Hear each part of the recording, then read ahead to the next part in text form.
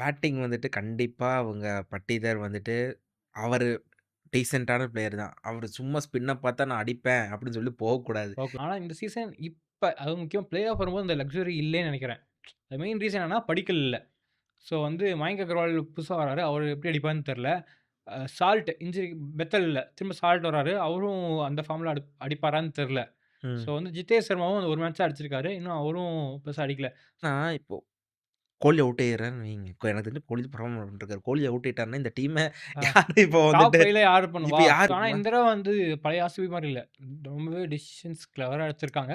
இல்ல. ஸோ அதுக்கு காரணம் ஆன்டி ஃபிளார் பிளஸ் டிகேவா? டிகே தான். கண்டிப்பா அவங்க 2 பேரோட காம்போ வந்து பயங்கரமா பயங்கரமா ஒர்க் அவுட் ஆயிருக்கு. கண்டிப்பா. ஆர்சிபிக்கு என்ன இம்ப்ரூவ் பண்ணணும்னா, அந்த பேட்டிங்ல ஸ்டெபிலிட்டி இல்ல.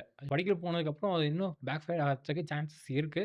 பட் அந்த ஸ்டெபிலிட்டி புடிச்சிட்டாங்கன்னா, இந்த டீம் வந்து டஃப் டூ பீட்.